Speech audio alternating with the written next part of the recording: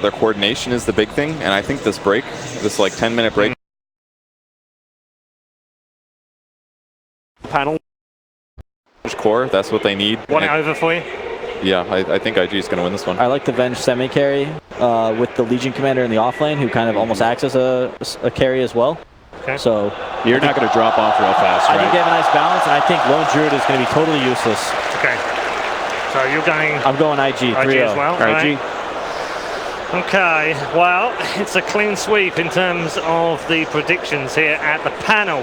IG get all 3 votes. Are they going to get all 3 games and claim the championship? Let's find out as we head into game 3 with Toby 1 and Nalini. Oh, Invictus Gaming definitely do have it. 3 votes from the panel. I'm fairly certain there's a big vote from the crowd, and the confidence going into game number 3 is OG, who has to try and create an upset to the rhythm that IG has in this grand final. Is Lone Druid the way to do it? I don't think so. I haven't seen that hero in any high-level pub. I like go down his live game tab. Lone Druid never there anymore after the Rabid nerf.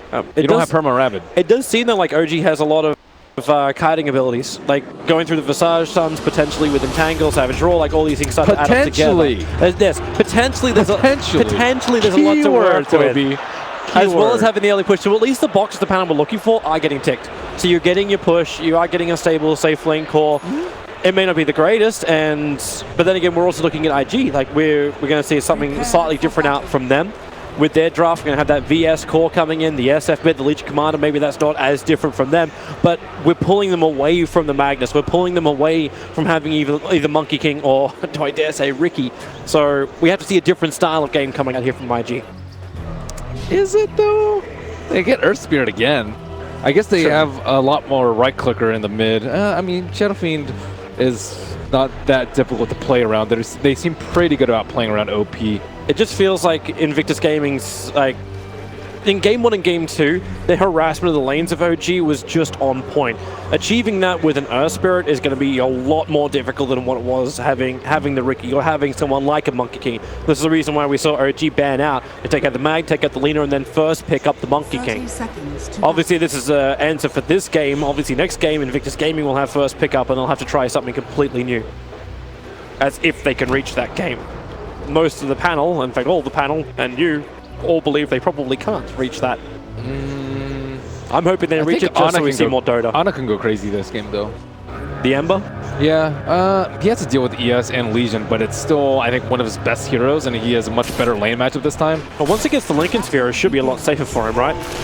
If he gets Lincoln Sphere. A lot of people don't like Lincoln Sphere because it limits your damage a lot. So XSS was able to pick up a Bounty Rune. That makes 3 for IG. And No-Tail also had to start off with a Blightstone in lane. That's also one of the many nerfs that Lone Druid got in the most recent patch. You can't buy Blightstone from the side shop. Well, you don't want to start off with a Blightstone. Sometimes, I guess you have to, like in this situation, where you're not going to have much chicken access because he's in safe lane. But it does allow him to go this one-on-one matchup with the Legion Commander, so it's the aggressive lane from OG. It's not ideal, though, versus Legion, because you have 2 units hitting you, so double the chance of proccing Moment of Courage. And Boboka harassing on. That's no fun at all. No, this is not fun at all, but it's bottom lane where the initiation's happening. Jirax getting on to Q. Fly went for early Soul Assumption. It won't be enough damage, or will it? Jirax gets the last swing in. So OG will claim first blood. Wow, they got a kill without any slows or any stuns. Yep. That is quite difficult to achieve. But Soul Assumption, I think the highest damage level 1 spell in the game. One of these trees is not like the other. Bobica gonna find the Monkey King. Really good for Jirax as well to have that first blood. It means earlier items for him coming in. Top lane, XXS really getting up in No-Tail's face. Yeah, he's forcing him to tank a lot of the creeps because he was creep skipping in the first wave. And as a melee hero, you're much better suited to it because you have the poor man, or the stout shield rather, not the poor man's. The trade-off seems to be so much better as well. He just does the harassment, goes back, takes the shrine, and now he's ahead of No-Tail in the lane. But Jirax doesn't have Jingu and he can't trade. I do like the poor man shield over the Uv. It allows you just be much stronger in this sort of situation. You can bully around the jungle a lot more than just with the Uv. Uv is better for ganking, but they were able to get the first blow without the Uv slow. Okay, jump middle, Jirax.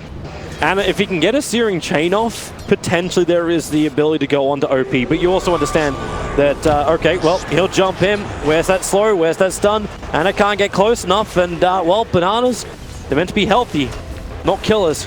But Boca's just sitting there, Invis, waiting for an opportunity to potentially jump on Ana. He is not level 3. They need at least a level 2 raid. They can maybe go for a kill right now. There's no Flame Guard up and running. So Copper Rays, 2 seconds, 1 second. Flame Guard's back off cooldown now. So this kill looks a little bit more difficult for them.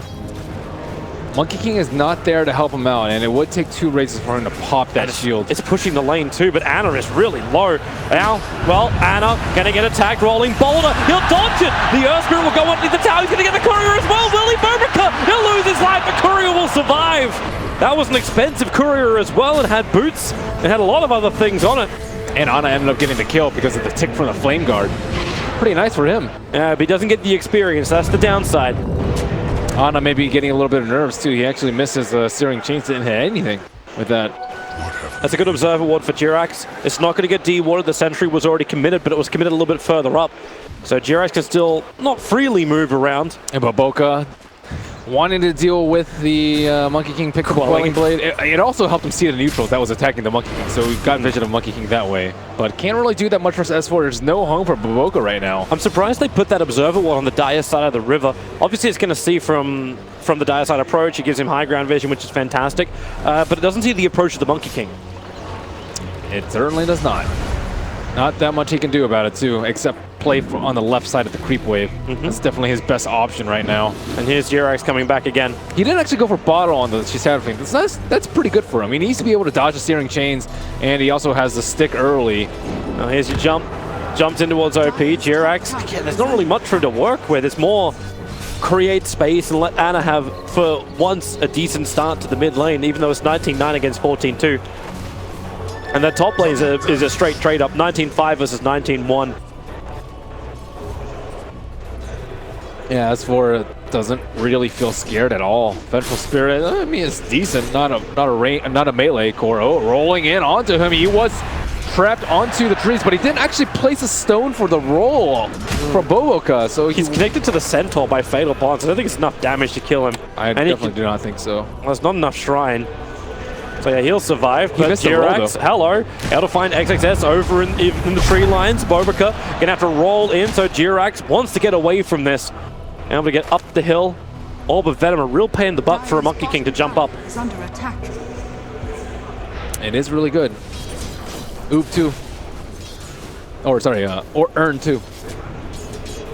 But this is now a lot more space being created. XXS forced off the top lane. Allows NoTown now to reach ahead in the CS.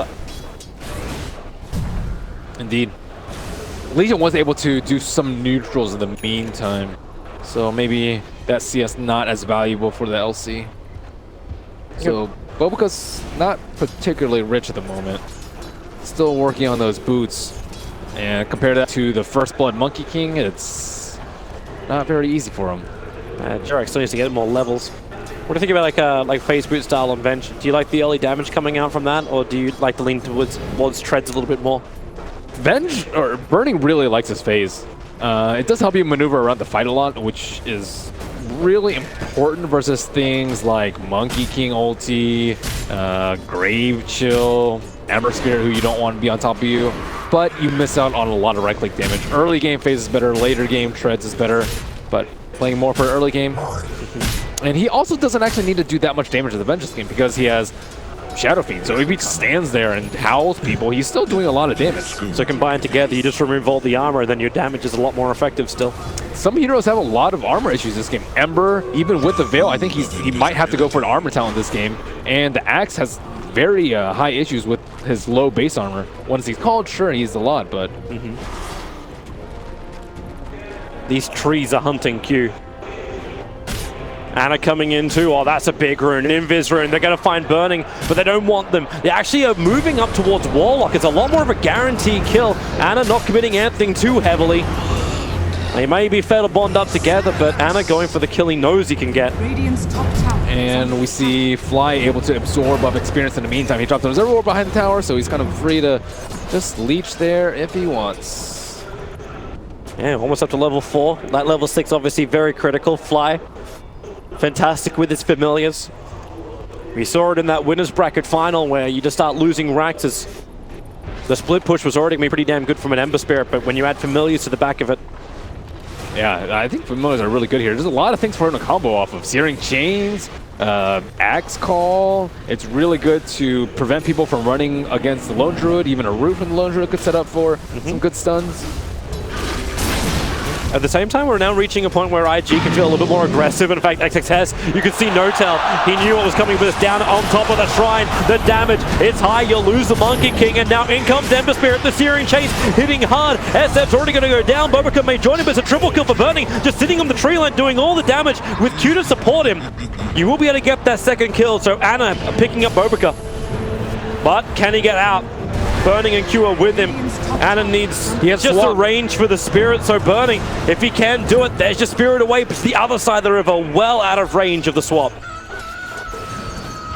Well, you can't fool a Monkey King player, but Bobica was able to get the stun. He saw the Monkey King and chopped down the tree. And Jerry's like, okay, what just happened to me? Yeah. Doesn't need items to make plays, it seems like. Fantastic timing for IG now. Even though the SF did die, you're still looking at the top 3 net worths, all belonging to Invictus Gaming. Just barely, though. XSS looks like he is going for the Blink build as the main initiator. They don't have a good initiator. I guess Earth Spear is decent, but you want them to be forced to be able to fight. Armlet is okay, but you can't actually force them to fight. You want them to be able to fight into Fatal Bonds, Rock, and Upheaval. That's why you want to pick the Warlock into Requiem as well. And rotations coming up from Invictus Gaming. I think they've had enough of No-Tell just farming up on the top lane. They need to be able to get a swap on him, though. It's not going to be easy at all. Level 1 swap, 700 range. Yeah, they could approach from the top left side, though, and No-Tell, I don't think is going to expect a gank from that. Dire has you scanned, they expect it from the right side. This could be a disaster for No-Tell. They at least know, so nothing's appearing on the right side. No-Tell knows he can hide out back past the tower, let the bear do the work. Well, no one's showing themselves on bottom lane. That's where Monkey King is. You don't have to fight this one. Another entangle, so he has to press the attack a little bit earlier. The Fly's moving into, so they're here ready for the fight. The Ember Spirit jumping in. The Spirit's going to do the damage. The stun very quick with the swap. No-Tell's low. Savage Roll might cause problems. Bobica out of rolling bolt of fall, so No-Tell will fall, but Burning may be a casualty of 4-2. Fly, is there another burst damage with the Spirit's fall? Yes, there is. XXS also trapped in the tree lines. Soul Assumption up for Fly. Not enough mana to actually use it, however, but it won't matter when Ana will come in for the double kill. They're really committing more into the Ember Spirit now. 4-1-2 for him. Perfect jump by OG coming in at the right time. And Radiant side, they thought they could get the duel onto the Lone Druid before he died, but no dual damage yet for XSS. And IG will have to search for other ways to increase his damage. I guess they have Venge and President Dark Lord, so being under farm is not the worst thing in the world. You need levels more than anything else, I think, on their heroes. All coming in for the Shrine. The Spirit jump forward. OP forced to go towards the left. Jirax jumps up to fall back down again. They'll interrupt, so no big raise, no big damage. And SF will die again. S4 getting a lot of good space. He is not that high on net worth, but he's still pretty close to #1, and will have his Blink Dagger. Pretty decent timing. He'll probably need a stack Ancients maybe one more time. Actually, I don't know if they want to take... Do you want to stack that one more time? When he's only got a PMS? Probably not. Yeah, they're right next to a Shrine. You have Call. It's only level 1 Call. Probably not. Yeah, I don't think you should stack that. More than likely they still want that Shrine for after they fight on bottom lane, so they can regen up for that. So what is Burning going for? Looks like early Solar Crest. So he's going to be playing more of that aura buffing Venge as opposed to... I mean, Helmut Dom is also a strong contender if you want to buff up with auras, but they want Roche. 2 minus armor, make that a 3rd with the Solar Crest. They want to be able to fight inside the pit, which Warlock excels. We already saw that big play from Super earlier, and I wonder if Warlock, although having no points in upheaval, can rival that sort of play. That's a lot of damage to the mid-tier 1 tower. OP's able to take it, but it's top lane. XXS being initiated on by Jirax. No-Tell's there, but with the press the attack. Overwarming on, sorry, Jirax forced to get out, but the swap is there from Burning, and we have ourselves a winner with the duel. First bonus points of damage, not to mention friends have arrived. Rolling Boulder will clip No-Tell on the way out. So Invictus Gaming, not only do they take the mid-tier 1, they get 2 quick kills and now pressure the top tier 1. While on up pressures the bottom, but he's just an Ember Spirit. He's nowhere near as fast as a 5-man push from IG like this. Yeah, their 5-man is really strong. I really do like the bench fake because, firstly, Burning likes to get involved early, so they don't really need a hard carry when they have an SF in the mid lane, and it just synergizes so well with the SF, and it can help the LC kill people very, very quickly. And yeah, I mean, he might have not been able to get the kill himself, but still getting tons of damage for good old XXS. And now Roshan is going to be considered. How do they want to take this? They actually want to be pretty stingy with the rock here, I think. Like, you don't want to have to drop it. Maybe if X blinks in, Do IG know that's a fake tree? He's right next to it. It looks like he blends in until he levels up. So you have the Wukong command now available for Jirax and Bobaka. Yeah, the tree disappears. He knows exactly where he was going to jump to. That's crazy. Middle lane, SOG pressuring in, so IG, they'll take 3 towers in the space of 2-3 minutes. That T1 tower and they lose really out in that mid-tier 1 tower. I would rather have that T1 up in mid than a T2 up in dire. But from Radiant point of view, can farm out the jungle very, very quickly. But there is that shrine. That's the thing. Like, the T2's not as important anymore because of that shrine. But they just lost their Observer Ward. So if they were thinking about defending the bottom lane, they now don't have really great vision. So they'll have to move in force, which they're actually doing. Under the cover of smoke, IG looking to wrap around the back of him. Jirax is nearby. He'll break the smoke on XXS. They know. They jump through and they think he's in the tree line. That's why Earth Spirit cuts it down. And looks like the smoke will be popped, and XSS is already revealed. S4's in trouble, however. There you go, to quick press the attack, jump forward, duels over an S4, familiar drop down, won't create enough space. S4 already pushing up the daisy, the jump forward, the kick, won't be able to connect on the rock. Won't be able to connect on the tree that Jirax was jumping off. So much for that blink reveal. Yep. S4 cannot die first in these team fights if OG want to be able to take a clean sweep, and that's another one, another notch on the belt for LC. Yeah, keep him coming, keep that damage rolling in, and then rebuttaling damage through the blade mail. They thought they had superior positioning though. They had like the deep observer ward inside the jungle, and Jirax had claimed that high ground to make sure they weren't approaching from the shrine. But it's still a very difficult place to fight. Again, it's the fake tree. Do they know? How well do you know your Dota map? He knows it very well. Jirax goes in for the Wukong command, the double stun, however, may cause enough problems for the rock. In with the double stun, Burning will pull into it, but it's Act and Ember. They die at the same time. OP will let the Requiem go, so less damage being done. The Wukong command still stayed up for a long time, but Notar can't survive. They just don't have the damage output in order to bring down IG. My God, they are so used to playing to the Monkey King. That is ridiculous that they were able to spot that out so quickly. They also had the observer war on the left side. I think he might have been able to see it on the minimap because of that. But what a great swap from Burning, swapping out the SF, and they just got pummeled inside that chaotic offering. My God. Let's see that again. He's standing right next to it, and you're like, okay, there's your first double stun. That looks nice. S4 gets the call, but then the rock drop goes down, and OP gets so much space. Bobaka jumps into the middle of it, and there's just no answer. Jirax played that really well, though. Even though they spotted him, he was still able to get the boundless strike and his ulti off and hide in the trees and survive the entire time. And he also picked off the Earth Spear. So I think that was the best possible play from Jirax in that situation. Although it looked like he was about to get his tree chopped down. He was one tree away from getting his tree chopped down.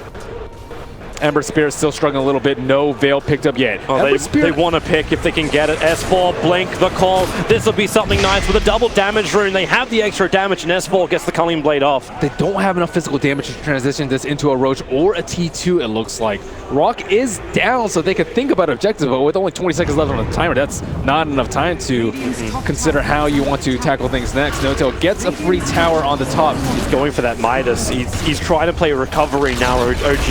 And Ana, what is he going for? BOTs, I suppose? Okay, he has bought the BOTs. He's got now the Veil as his next primary thing. BOT is great here. You can TP onto the Visage Familiars and the Lone Druid Bear, and they are pretty tanky and pretty hard to burst down. They got friends here. S4 potentially can blink. Bobaka also going to come in range, and the creep wave arrives. They get the double call up with the creep wave and the Wukong command following into a double stun. Great movement from OG. A double kill for S4. Ooh. After pickoff on Burning, they transition this into heavy tower damage. What a sick play from Jirax. Jirax is playing this Monkey King very, very well, scouting out with the vision.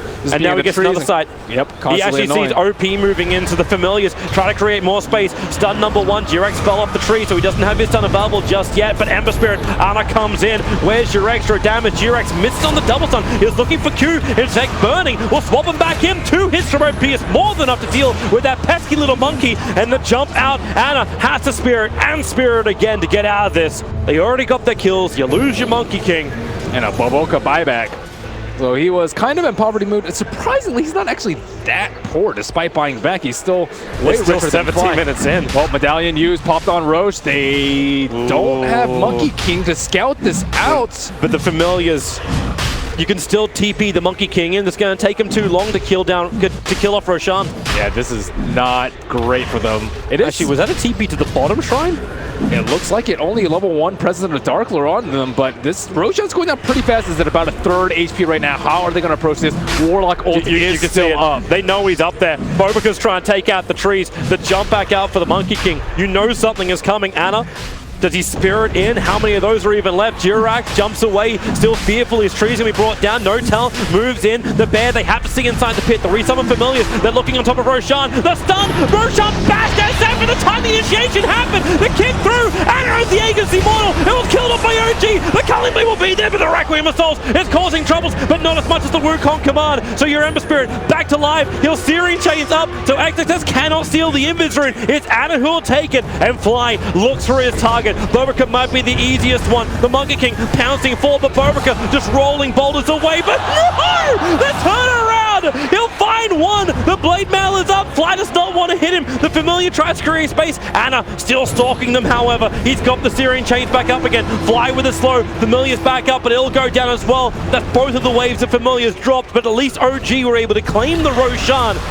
But you still see just how far IG are ahead. You lose that and you still come out on top of the fight. Their team fight is still far superior. Warlock was a really good positioning there, able to drop everything. And I think a big oversight by XSS this game is not having a Quelling Blade or an Iron Talon. He was right next to the Monkey King and he saw him, but he couldn't do anything about it because he couldn't cut down the trees. Earth Spirited had his spells down and he wasn't actually in a good position. He has his Quelling Blade in his backpack at the moment, so they didn't have a good way to kill that tree. They saw Monkey King just jumping back and forth. He was right next to him. JRX got the vision that they needed, though. That was perfect timing for them to be able to jump in with Ana with that triple. I'm not sure if it was triple remnant, but at least a remnant to get in there. They have a couple of things going the way of OG. IG still hold the reins. As that SF rapidly approaches the 9,000 net worth shy of the 20-minute mark. One big play that they could have done there is swap the Legion when he jumps on a tree and then blink and duel him. That actually would have been pretty cool. I would have liked to see that from them because they didn't have a Quelling Blade, but you need some way to knock down trees. You could have used Chaotic Offering on it potentially too.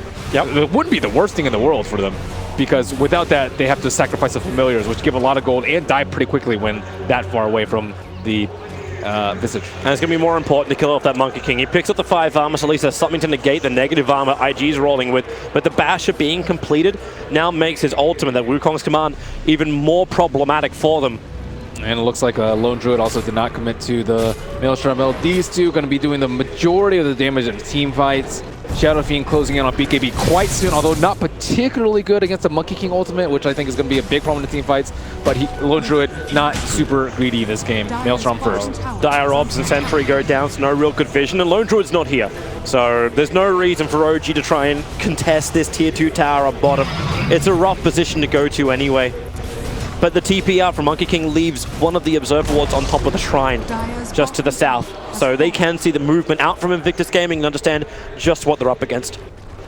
The Solar Crest is going to be really important here for Vengeful Spirit. Like, misses, yeah, you're taking less damage, but it can also prevent some big things from happening, like the...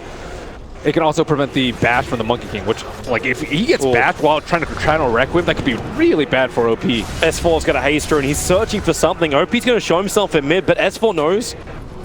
But he can't just jump in. It's a little bit too good. Burning sitting behind him with the Solar Crest ready for the swap. Oh, he's going full defensive. Although he did go attack speed over to the magic resistance, so not 100%. But with the build, item builds, Solar Crest in the cloak, he's all about buffing up OP. Yep. Oh. Speaking of him, Searing chained up. OG, they have their Familiars back up again. Flying just resummon, but Ana's just dragging the creep wave into the dire jungle. He has to be really careful. They can swap him into a Boulder Smash or a Geomagnetic Grip, and he will die. So, regardless of whether or not he has Remnant down. Oh, Chirax So close to Bobica. He's going to rolling boulder up. Top lane, you've still got No-Tail pressuring in. So while IG's going for this trade-off, OG's trying to get the best they can out of it. They're waiting at the Remnant. They still don't want to take a fight outside the base. The Veil of Discord only just got completed as well onto the Ember Spirit. So these small little things, they're hoping will give them the advantage, but you cannot deny the power that is IG. They're coming down the mid, the BKB on OP. This will be the 10-second one that he really wants to damage down this mid Rax with, if it's possible. Vengeful Spirit's position going to be key here. Gets the call off. They're holding OP there. BS gets a swipe up for the rock. Perfect. With the fatal bonds. There's nothing OG can do. They're falling apart. The stun. Maybe there is. Durex throws the ulti out. The Wukong's command goes in right on the infant. Covered by the tree. So at least pick off the golem. Nabasha is stunning over on Bobica. He can't get out of the pit, but Durex is dying to the magnetize. Bobica will survive with stick charges. 3 down for OG. The buyback comes out from Fly. But now it's up to Fly and No-Tail. IG are ready to storm into the base. I really like the way they're sieging the high ground, though. Bump up the Shadow Fiend, press the attack, Solar Crest, why not? Shadow Word, just everything onto the Shadow Fiend. Oh, the perfect kick. Is there a follow-through? Nope, they're focusing on the Rax, but now the bear comes in, Savage Roar. All they're trying to do is create a little bit of space. And they're going to get it. The tier 3 tower will remain up, and IG will pull out for now. That rock was so good, though. It's set up for the LC duel onto the Ember Spirit. You mentioned him having a Link. It's just 20 minutes in. You can't go Link this early. He's not even going to have the farm for it, even if he wanted to go for it right now. And that they're just playing really well around the Shadow Fiend. What else can I say about that? It's perfect. How long can IG keep this up, though? Like, you try and push into the higher ground. You just burnt your BKB. So the defensive swap, really, really good. And then the rock comes right as the Ember Spirit goes in. He gets duel. He's dead. Everyone's fatal bonds. And Magnetize cleans up another couple. Jerax, again, like, his position's really, really good in this fight. He's right on the edge of the circle. But it all comes a little bit too late. He knows he has to keep his distance. If he gets fatal bonded up as well, that Monkey King will not survive. They need the Lone Druid to get bigger. Normally, your high ground defense at that point in time is Lone Druid sitting close to the T4s and hitting the person that's at the tower. But because he has a Solar Crest and because Lone Druid is not super far, he's 5,000 net worth behind? Wow, he's 4,000. He's like 4,000 net worth behind the SF, but like... And then add in the Solar Crest, which is like another 2,000, 3,000 gold. Your SF is like double the net worth of Lone Druid. Even if he's at the safety of his T4s, he still can't do enough damage. There's the full Mjolnir up. So maybe with some lightning procs, OG hope to keep the lanes away from them and potentially a little bit more damage in the fights, but it's IG looking towards the mid. They don't expect the smoke timing because it's not when Rock is up. But No-Tail looks like he has some sort of sixth sense and will back off the map, even though SF was bottom. Wow, that's some next level sense by OG to see this one coming. They have no observer wards on the Radiant side of the map. OP is also farming out in the mid lane, but that's it. But no one's holding the bottom lane. The top lane is still being pressured in. So OG with the side lane pressure, there was a little bit of a signal for him, and it was enough. It's also like 7 minutes after Roshan's cross. Roshan, they can't possibly have taken it after that potential smoking kill. But sometimes the best smokings are the ones that you don't expect. Woo! Jirax, so close. He gets silenced, but the tree doesn't get destroyed before he pounces away. He's been very quick on that tree dance. But he got the vision he was looking for. Trying to work out where IG was, realizing that it has to be around the Ancients. The Blade Mail is on the LC is going to be a big problem too. This Lone Druid, he's glass cannon. He gets dueled up with Blade Mail. He's just dead. There is no save for that. I guess maybe Monkey King could bash a lot, but that's pretty unrealistic. Just try and distract him. Because they were trying to commit the familiar drops. Like, keep the stuns coming in, so at least you've got that to work with. So now you have to worry about IG either threatening high ground or threatening Roche. You have to have stronger 5-man at this point, but how do OG win the team fights right now? Rock is back up, everything's back up. They're not even in position to fight yet. That bottom tier 2 tower is being pressured. OG and not in base. So No-Tail will arrive, he'll pull his bear back in. But the tier 3 tower is OP doing it from range, and there's nothing they could really do to stop him without committing in. So there goes the tier 3 tower. Now they can shrine and then do Roche. How do OG stop this train? It's maybe smoke wrap around from the south side or something like that. Maybe try and take a fight at the shrine, but they're too late. IG have already claimed that high ground. Yeah, and look at the vision. Like, the vision is it is covering every part of it. There's no way OG will be able to de-ward all of that. before they really want to try and fight Roshan. But how do you take Roshan without that shrine? That shrine's down so early into the game. Yep. You got a minute and just over a minute before Roshan is up. So Invictus Gaming can't go straight for it. But OG may think it's already up. They don't have any eyes on this. They have the Observe Ward, which is a little bit deeper, and that may just be enough for them to work out who they want to kill. They need a big Wukong's command. They also need to be able to jump. That BKB is up. Yeah. Oh, IG want to fight. They just got the BKB over from the Legion Commander. There is an Observer Ward right there. Oh, and they see it. Sentry. No. OG, how do they? They're blind. They can't walk up that hill. Yep. They actually have to wait for somebody else just to pounce out or get Jirax to do the work, and that's what he's doing. Bouncing across the trees, but it's so dangerous to do it. Radiant standing in front of Roshan. Yeah, they were worried about them sneaking in themselves, but the damage is not that great, but potentially they could have had a medallion on the Visage. He's actually still too poor, but he does have in his quick buy. If he does have the medallion, maybe they could sneak it in before IG could run in there. But XSS still hunting out the Roshan Timer. He will not be there for the respawn. Our Fly is still trying to push that bottom lane out. Get IG to look behind it, but if they get the Aegis the Immortal, it's almost it's a ticket to push, and they know it. That's why S4 has to add more pressure. Reveals himself on bottom, and there is no contest here for OG. They can try and stop Roshan. They're going to try and end the game now. And now, what are you trying to do? I guess Visage can actually split push bottom as hard as you can. Visage is actually one of the best supports at taking down towers, but there is going to be a high ground defense. It looks like all the important shrines are up on the side of OG inside their base, and they have to have excellent shrine usage. No Tail has to be in a really good position to not get dueled. Are they going to play a different angle as well for that Monkey King?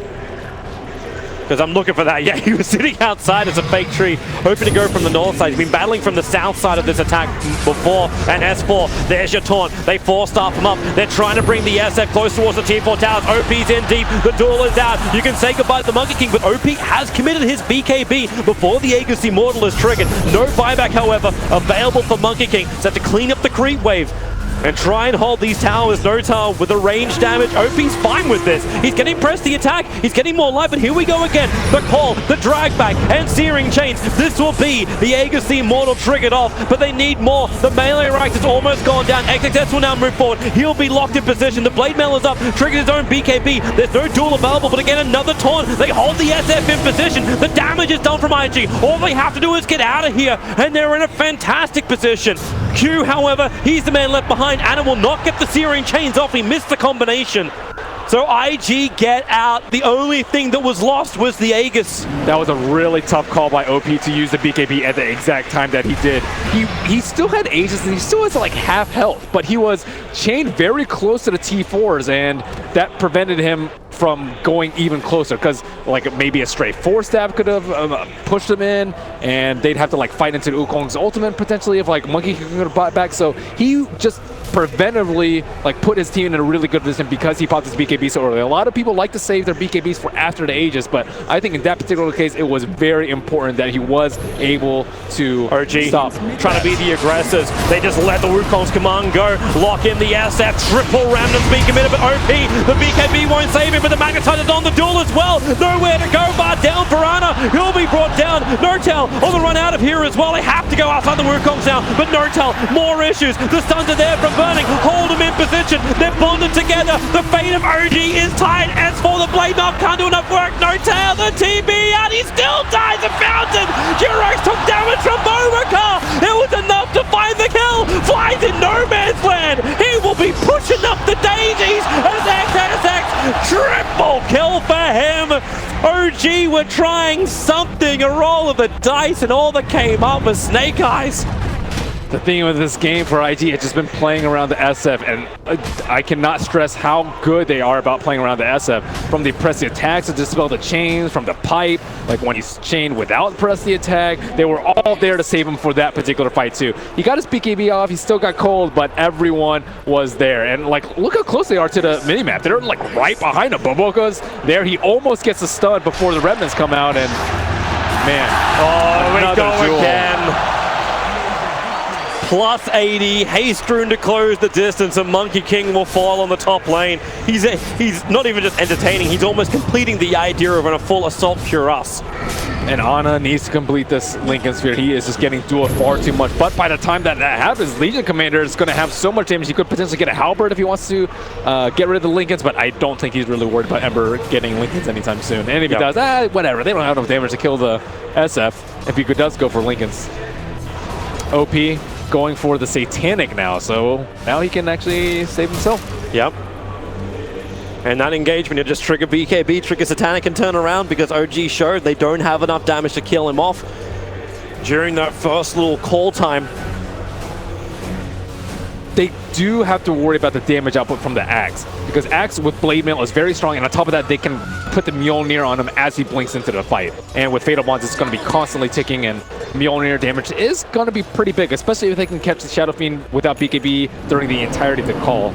But a big problem is they can't keep track of Burning, they can't keep track of Q. These two heroes and players have dropped big ultimates in a team fight to save the SF from imminent disaster. No way to control them.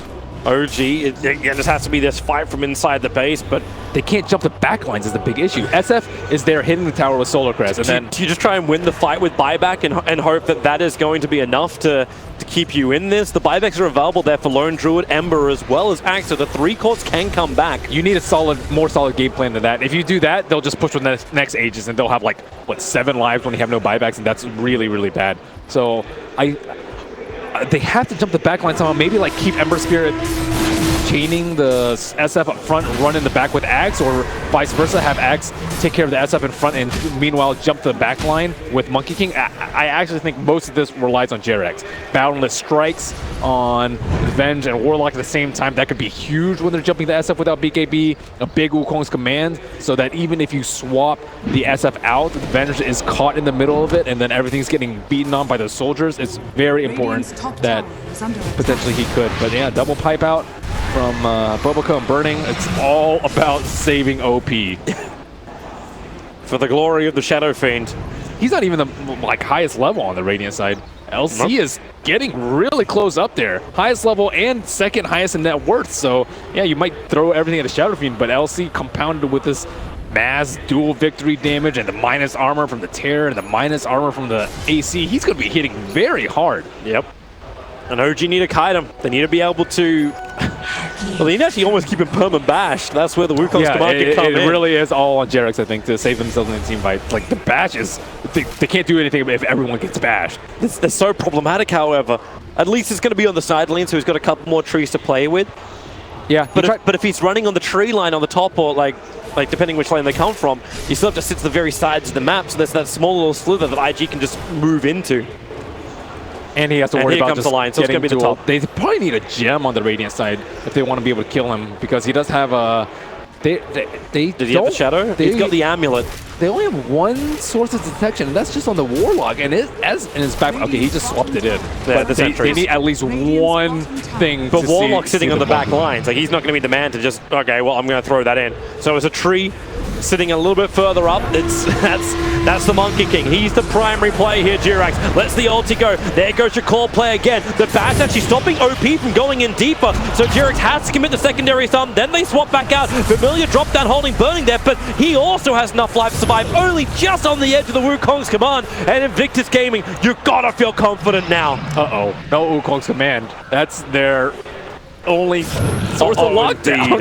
Uh-oh. Very much indeed. They smoke up now, OG. How do you do this? It has to be the call of a lifetime now from S4. The pressure is on him. There goes your call. OP being dragged in. Familiar's right on top. They do a heavy amount of damage. There's your follow-up stun. But XXS just triggers his own BKB, looking towards the racks. Can they control him up? OP as well as XXS. They just focus on that now. S4 in again. Gets the call up on the rock. And it's perfect. It'll bring down the house. OG magnetized up. And really, they are losing this hard.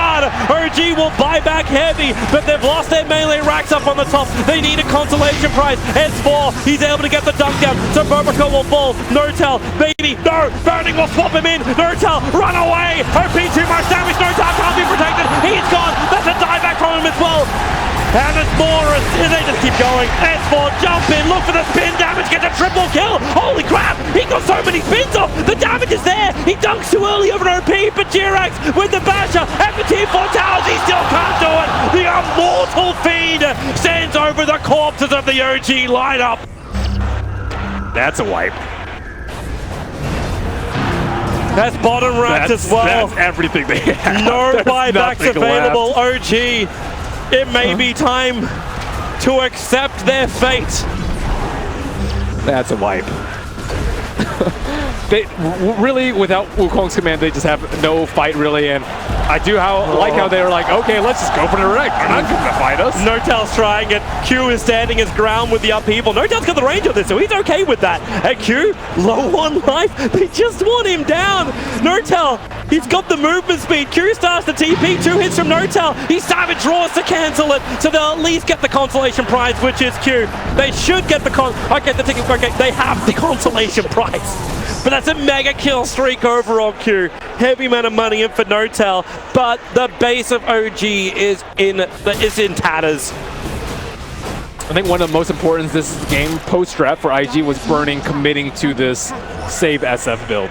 The Solar Crest into the pipe, into the Dragon Lance, into the pipe. Oh, Jirax. No, Roshan's stunned. Roshan's stunned when there was only 2 of them there. Did they actually cotton onto that fact? Now Jirax lets the Wukong command out. The 3-man stun flies on the way in. He'll jump up. Roshan's low. The kick is down. OP as the Aegis, the Immortal, and the taunt is there. There was a YOLO play from OG, but what choice did they have? IG, they are the unstoppable force. Burning will swap them back in. Savage Raw creates more space for Fly, but will it be enough? You're gonna lose your bear. They stun, they hold him in. Anna will jump up, but now he's magnetized up. Bobica and Burning teaming up. Anna's gone. No buyback available. This will be it if Notel goes down. They're already up against Magas. No one's left alive to defend. GG, well played. Invictus Gaming taking 3-0 against what looked like an unstoppable OG.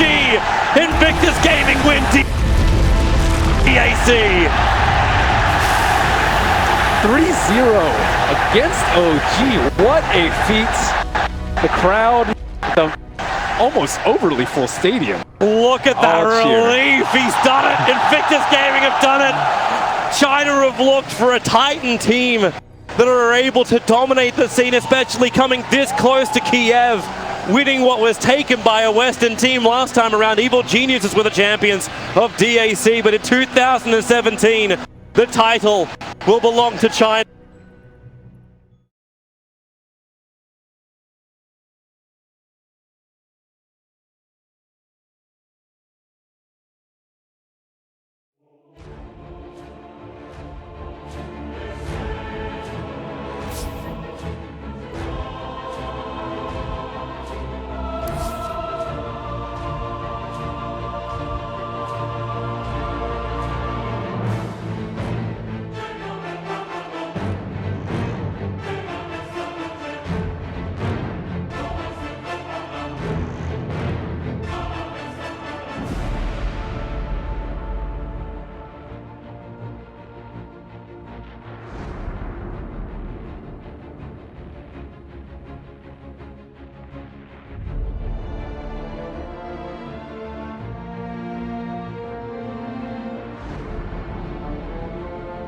And try to force IG to teamfight them, which I'm not sure IG will be able to until Magnus has I'm really liking OG's draft. I don't think the Ricky's going to do anything this game.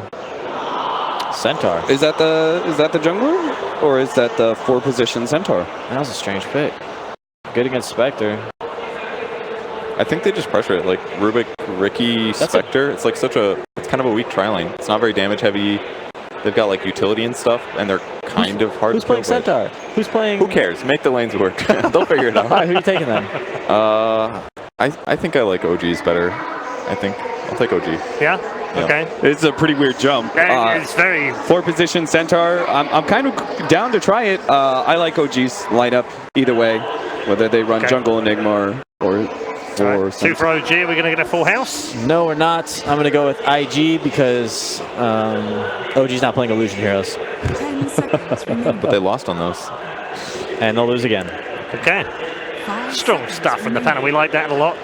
2 for OG, 1 for IG. It's 1 for IG in terms of games so far. Let's see whether they can make it 2 in a row as we head back to our commentary team of Nalini and Toby 1. Yeah, 2 in a row is the question. Will it actually be that? Invictus Gaming, 1 game up, going into game 2. A lot of confidence behind them. OG, though, this isn't their first time to be in a grand final. It definitely won't be their last. I don't think they're going to be too shaky going into this game. XSS Magnus again? Again. They're willing to let it happen. They have way better team fight this time, though. Yeah. Warlock Enigma is very difficult to deal with. Only hard counter, I would say, is Rubik, and it's not even a hard counter. Silencer, I view as a hard counter, same with Venge. But it's the big question, too. Where does the Enigma end up? We're about to find out in a bit, but like the panel was discussing, is it going to be a 4th position?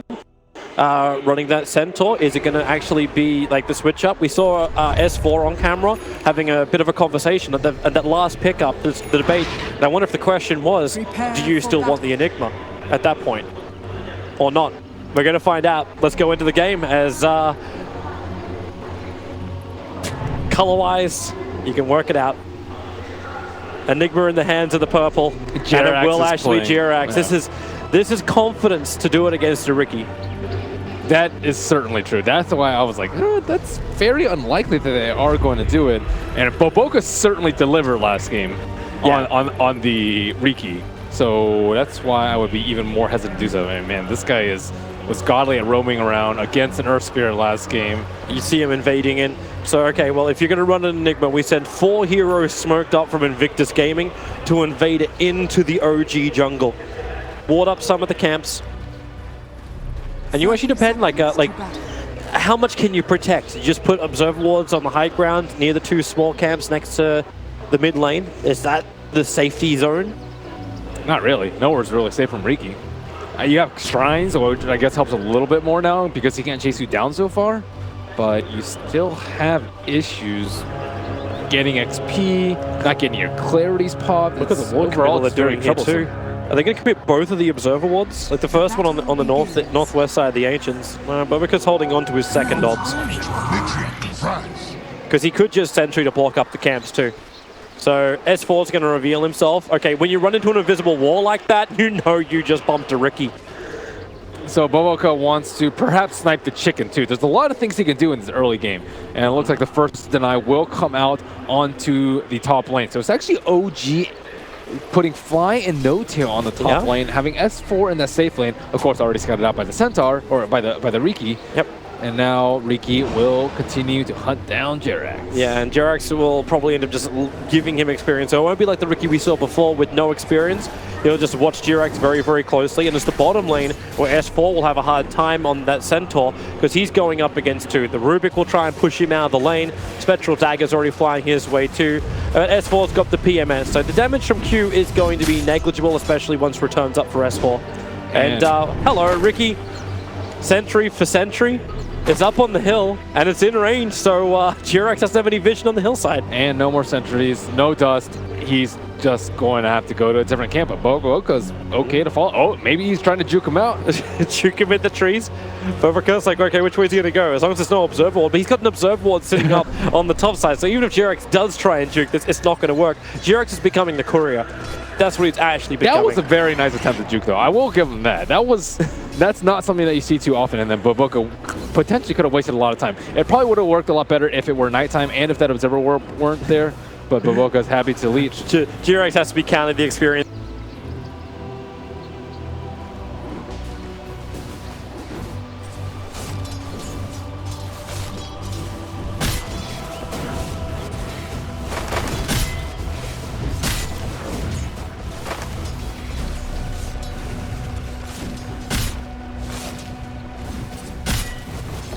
Death's bounty.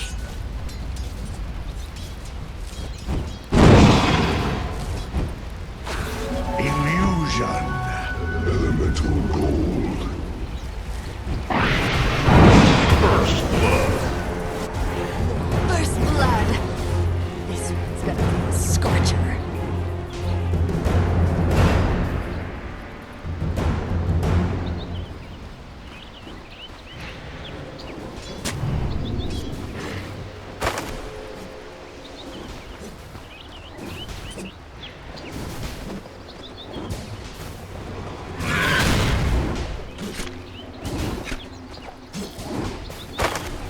That should help.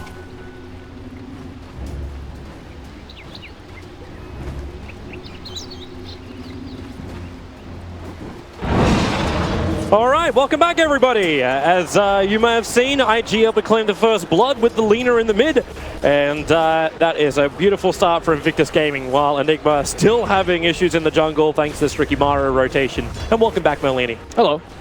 Apologies for the short delay.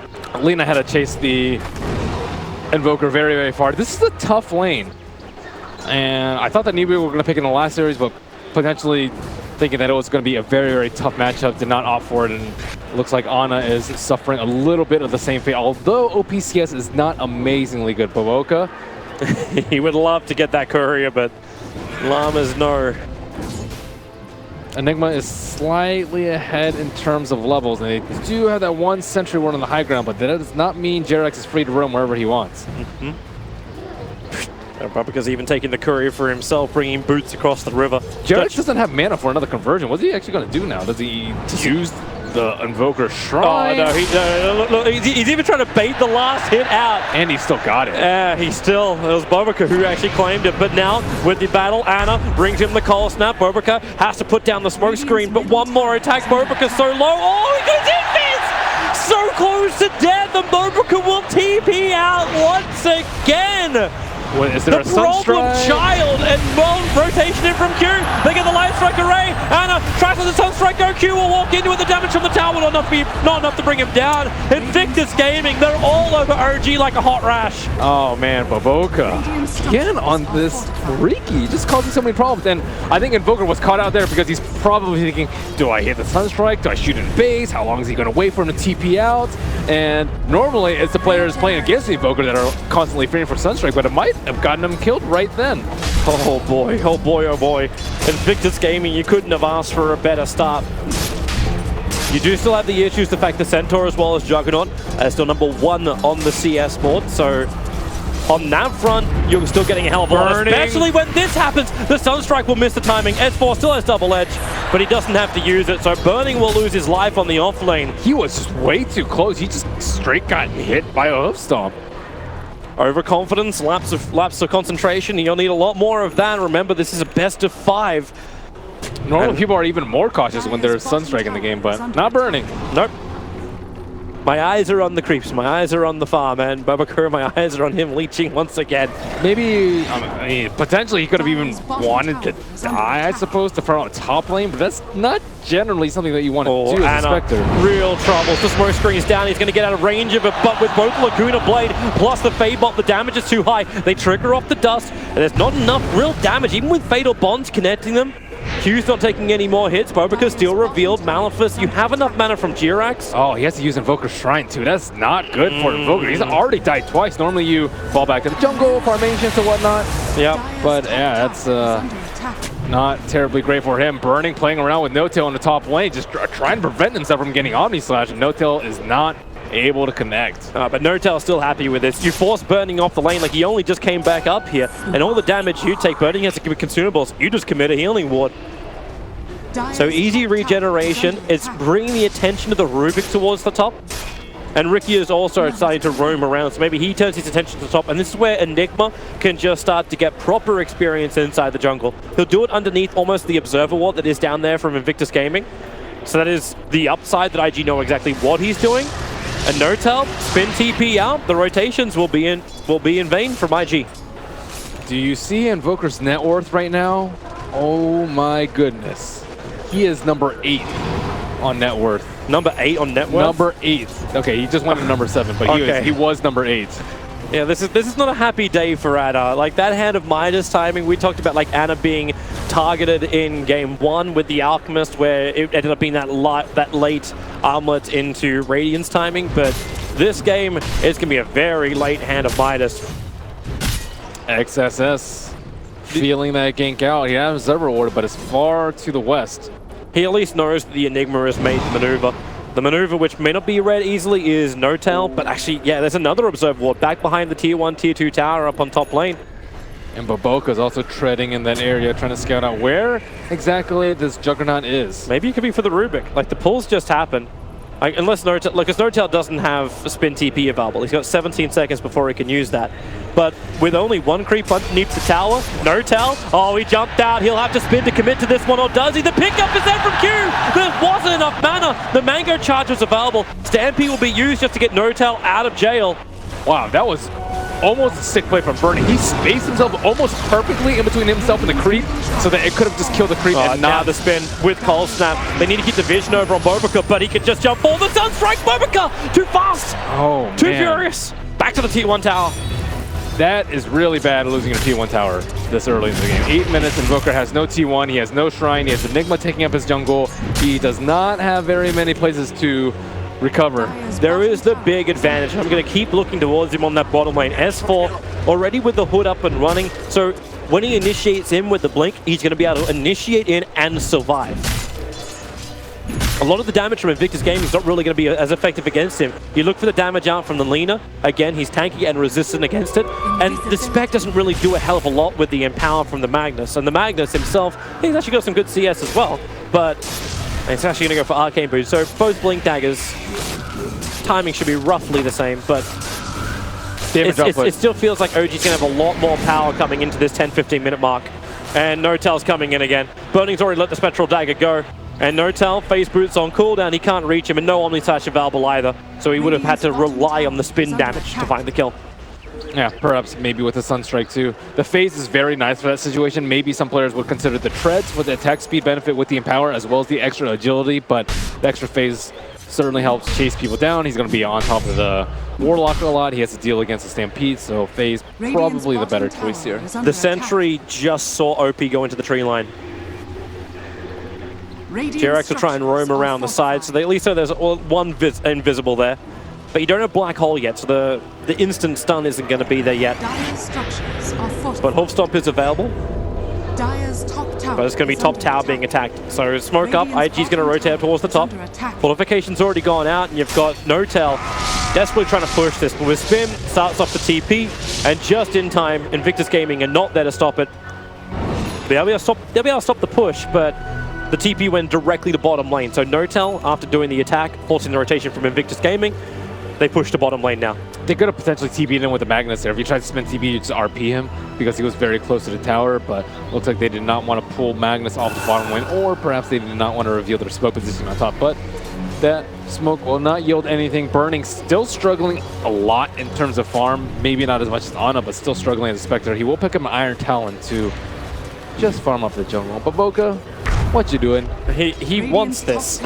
He wants this. I don't know if he can have this.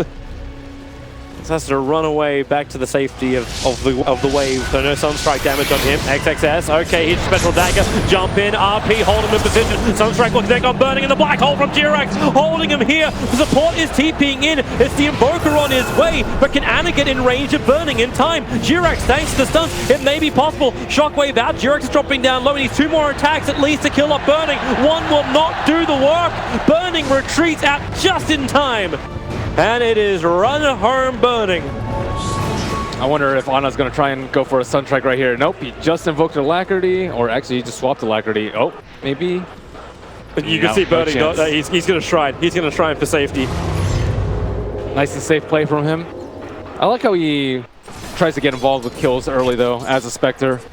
That was one of the big perks that we always looked at N0tail for. Always rotate out in these heroes, which you may be like, oh, maybe I should just continue to farm a little bit longer. But with that spec, you always want to be able to jump in if you can, even if it's just to kill secure with your Spectral Horn. And he could easily just power farm with the Empower. It's not amazing, but it's still by far better than normal Spectre's farming toolkit.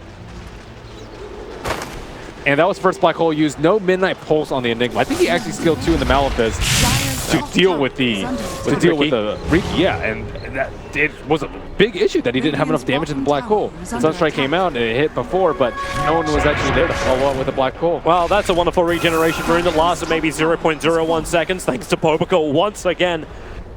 being on the front lines. Bottom lane is where we want to be looking right now. However, TPs have already come down there. And okay, maybe with the jump forward, they go for the Sunstrike. Q's going to walk directly into it. A little bit more damage thanks to Malphus. Q will end up falling, but it's the jump out with the rock down from Fly. You've lost Burning too. Where's your extra stun? Notal gets pulled away with the skewer, but he body blocks up XXS. He can't run away with all that spin damage going to work. You can at least jump out. There's no shrine damage, but you've got Laguna Blade. Notal regrets to follow through. The rest of his team wasn't with him, and the survivor build, it just wasn't there either for him. And the sacrifice will not be in vain. They were able to get a Observer Ward up on the shrine, so that's actually pretty good for them. I don't think it's worth his life, but it was still very nice positioning by OG to be able to take advantage of that. But they did commit, what, 2 ultimates for Spectre, definitely worth it. He's actually not going for earn this game on Burning 2. Maybe he's just decided he's too poor and needs to save it for bigger items, but he would have been able to spend a little bit of his unreliable gold right there. You thinking like direct Radiance? That's what it seems like.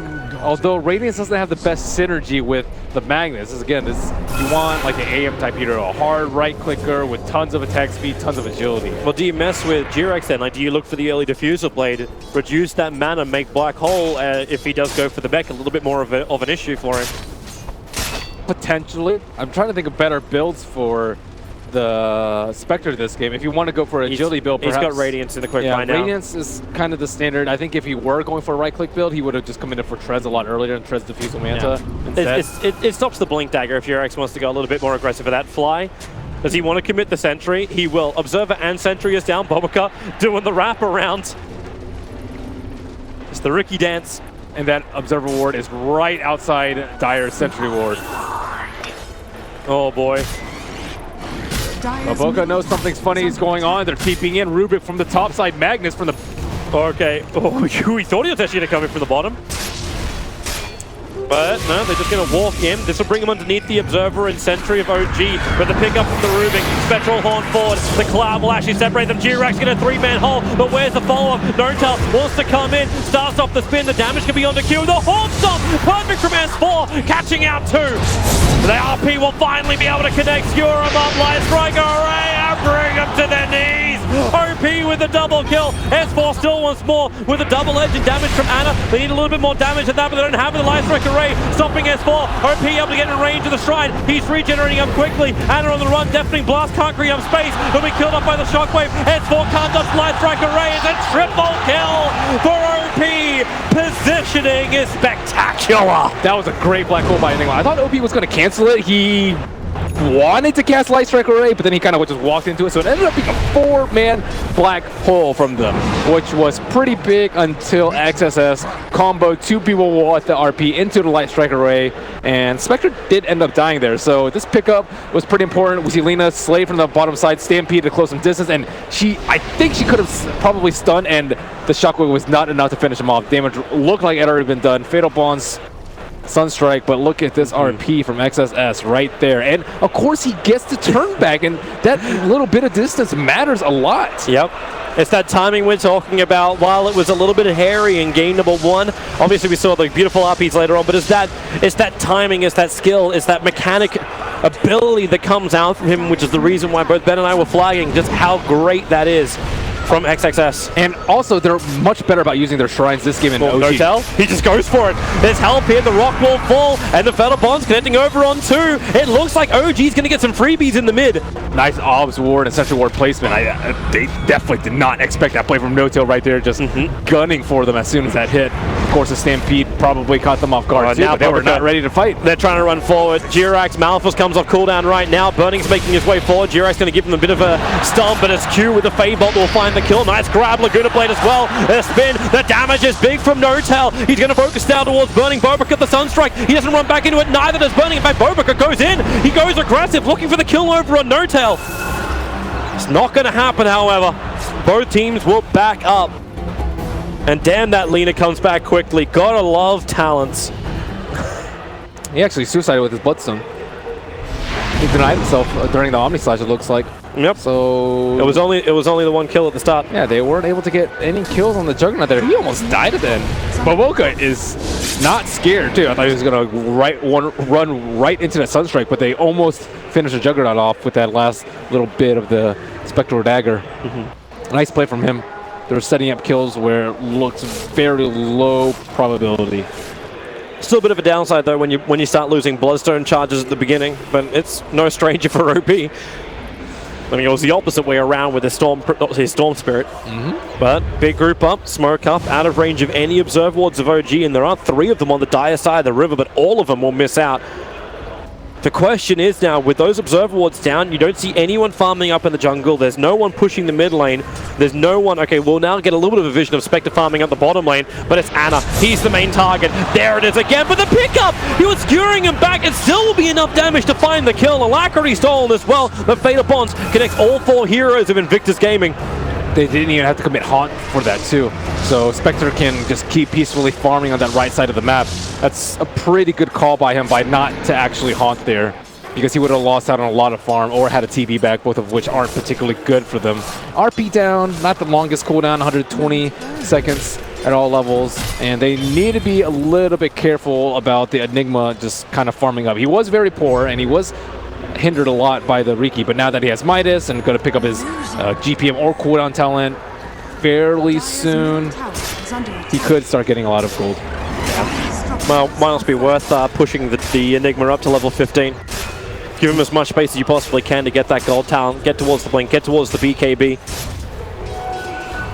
Spectre actually has a lot of gold. It doesn't seem like a lot because he just has phase talent. He has the recipe sitting in his stash. Yeah, he has the recipe in his stash, and he's number 2 in net worth. So he's actually doing quite well. Yeah, but none of it's effective net worth. Like OG are maybe also understanding that.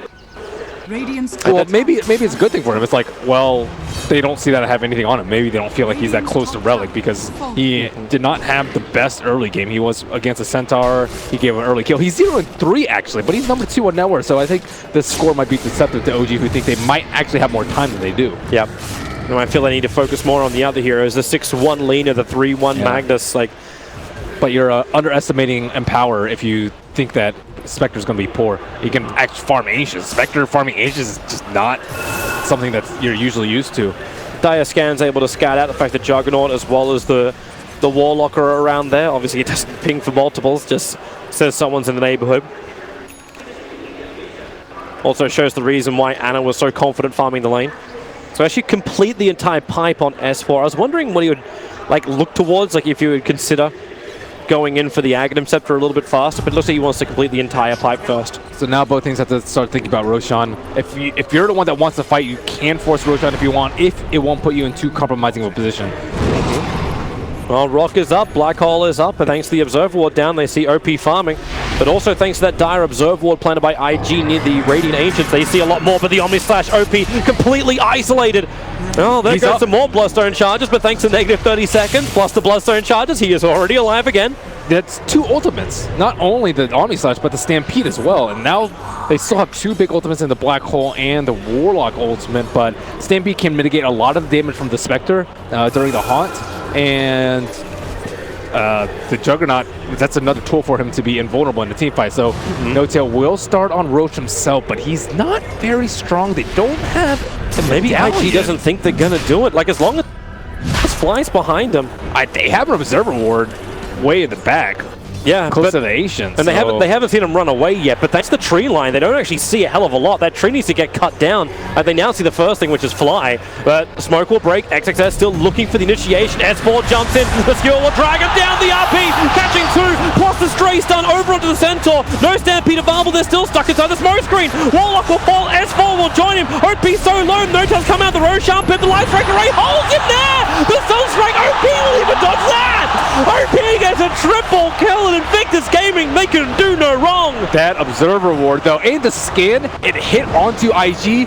They were smoked, but Lina was not smoked. So they actually just thought it was like, oh man, what a waste of scam. And they weren't prepared for that sort of fight. They also did not have Stampede disengage. Juggernaut did not have the Omni Slash. And the Lina talent is a really big deal in this situation because they didn't have the spells that they needed to close out that fight cleanly.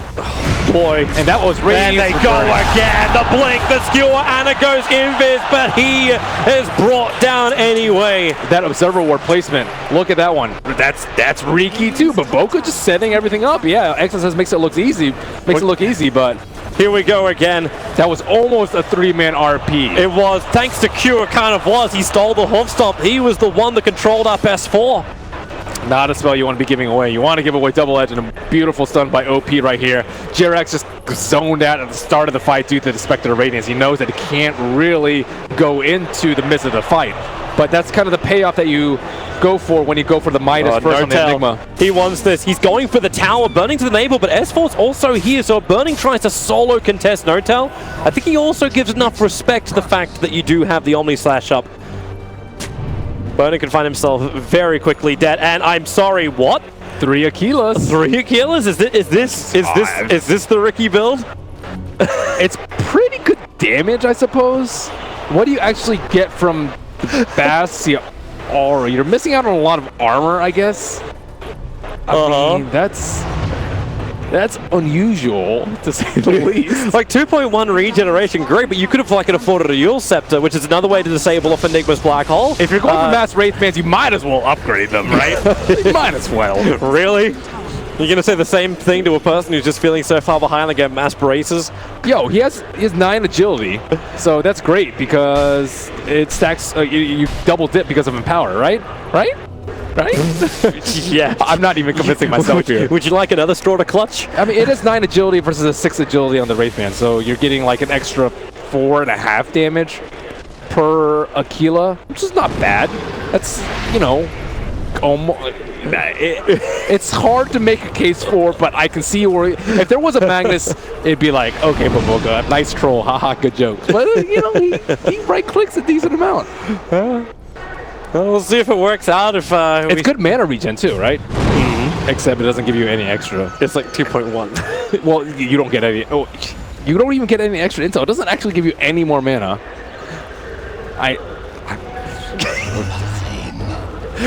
But Bubba thinks we won't question the man who has been so instrumental in IG support rotations. You can't even flash off your items as a Riki. You can't be like, dude, I got 3 Aquilas. What's up now? Like, no, with a normal hero, you can show up in lane and be like, what is this guy doing? But with a Riki, you don't actually see his items that often. Maybe it's just like Ricky might have like 3 rings, 3 fingers, so he's got 3 rings. Where does the other 2 fingers go? It's a good question. Oh, come on, put 2 more Aquilas on your quick buy, please. No, please, sir. He has to go defusal. Oh, he does not have to do anything, Toby. No one told him you have to go 3 Aquilas. He should probably hover around Roshan then. Again, the Observer was down for OG, so they look towards Roshan. TP support is on the way, but that Observer was further to the east, so OG have better information that this is coming.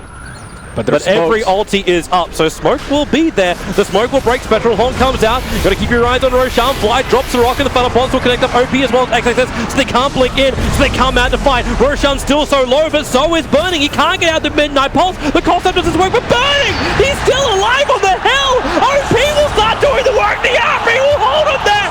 You can't even kill him! OG lose 4, they lose Roshan! OP denied himself again to heal up Burning. He's done this so many times throughout this tournament. OG get rolled inside the Roach Pit. That was probably the most perfect haunt timing that you can have. Any later, Roach would have died. They would have committed for it. Any earlier, he probably can't actually force a fight there. Oh, boy. But the haunt provides vision for the Enigma, so they don't actually care about the Enigma. That's one benefit that Spectre has over any other carry that they would have picked. And Burning, I cannot believe that he survives there. The fact that Notel was never able to even Omni Slash, he was caught inside, like, he wasn't even caught inside the smoke at the very, very start. He was committing with the spin. Now it's Jirax. He can't Black Hole. He's actually caught by the smoke once again. And what do you do, Jirax? Okay, he can't even get the kill. Tricks of the trade will get the kill. But Notel, he'll jump in. The pickup is there from the Rubik. Burning wants to keep fighting. Now the Omni Slash will do his work. His spinning Q, however, Notel has to try and up. Burning is still alive. The Sunstrike will finally put him down. But 3 seconds and the man is back again. Aegis to the Immortal, second life. Nothing of value is lost, apart from maybe the spirits of OG. Damn. Crushed. Really, it is. This is beyond crushing right now. Like, it was close up until that point. Yeah, it was. And then a massive drop off in the net worth as IG pushed themselves to a 15,000 after this tower, probably 16,000 net worth lead. And if they take the tier 3 town, then they open up shrines as well. XXS is already looking for the kills. They pick him up, and the skewer. It's just synergy Dota now from Invictus Gaming. And it can still hold the lines. That ice wall has caused problems, but what are you going to do? You're going to go through the cloud? What are you going to do next game? Ban the Ricky in the first 2? OG are back up. Who needs respawn timer when you're only level 9? Yep. Actually, no one's level 9, but they're still pretty low level. It's not as bad as it was for Fly the last game. He's level 11 this time around. Oh man, this is rough. The Riki with 3 Aquilas can actually pick most people off right now because he has a lot of damage with the Empower. He has 200 damage. Last game, I was talking about him having a lot. He was a little below 200. XXS, OP, Invis Rune's going to find him, starts to light strike. Array, doesn't matter if you're agility up. Where's your control? Durax, he's got the black hole, but he can't do anything. Notel trying to spin away. You've already got the kill on Ana. S4's going to join him. Skewer him back over. Q can control him up, but it's inside the base. It's burning and a triple kill. It's burning, not actually getting a Bobrica. No. You do not get to have yourself a rampage. Instead, it's Laguna Boy to pick off S4. Everyone's wiped from OG, and they would love this nightmare to end. But even if they do, if they tap out now, you know it's 2-0 in favor of IG in this best of 5 finals. That's how you punish greed. OG are like, they think they can get away with a jungle Enigma, but not when Boboka's in the house. And everything's turning on him. The IG team, their own heroes could turn against him, and now this crowd is going to start to get to OG. You might have been able to keep your calm, your collective after game number 1, saying, you know, it's all right, guys. Like, that was a good game. It was nice and close. This game, IG, they be styling. And Notel wants to go again. A quick smoke up. Where's your attack? The Omni slash forward. OP takes the damage. The Hogstopper won't connect, but the Sunstrike, it also doesn't connect. They can't hit these damn abilities. Fly is dying right now to the Ricky Maru. Bobrica is trying to go ham, but he will finally be brought down. Notel will get the 775 gold for it, but you've lost your mid-rank as well as your melee on bottom. The Spectre is too farm right now. My goodness. And Invoker also got punished versus Lina. I was like, yeah, okay, maybe they think they can do it, but they couldn't support the mid lane because Enigma is jungling, and Enigma can't jungle because of the Riki. So the Riki just making problems stem from every direction for OG. And it begs the question, like even in the draft, like how would you solve it? Slaughter was brought better up. Lanes, better lanes, not do a jungler. When's the last time we saw a jungler?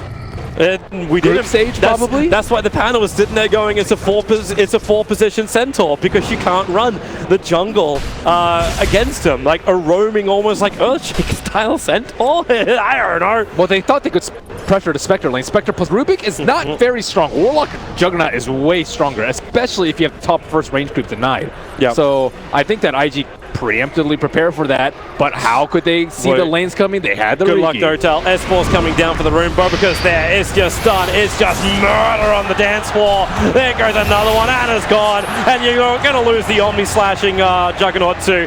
3 heroes gone, 2 of them without buyback, and the line is drawn for IG. Go down mid, rotate top. Arax is on the menu. It's time to tap out. It is.